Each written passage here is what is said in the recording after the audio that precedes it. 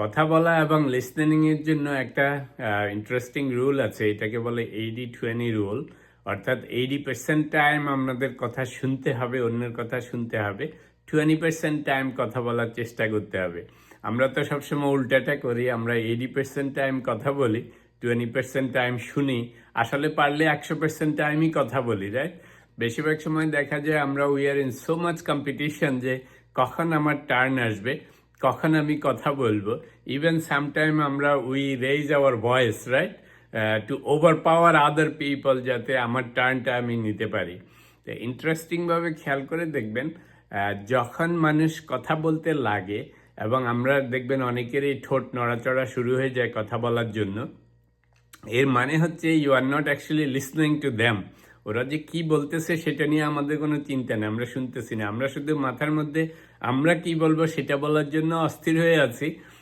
Plus চেষ্টা করতেছি কেমনে ওর থেকে টেনে নিয়ে একই লাইনের আমার স্টোরিটা বলবো, আমার এক্সপিরিয়েন্সটা বলবো। মজার ব্যাপার হচ্ছে যে লিসনিং করলে আপনি যে মানুষটা সে একটা স্টোরি শুরু করেছে, একটা ওপিনিয়ন শুরু করেছে বা কোনো কিছু নিয়ে কথা বলতেছে, সেই জিনিসটা কিন্তু আমরা মনোযোগ দিয়ে যদি শুনি, দুটা হয়।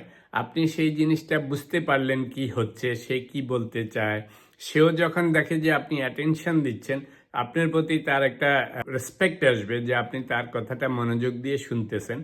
এবং পরে যখন তার শেষ হবে, তখন আপনি যদি চান আপনার স্টোরি শেয়ার করতে, আপনার এক্সপিরিয়েন্স শেয়ার করতে, দেখবেন সেও মনোযোগ দিয়ে শুনবে।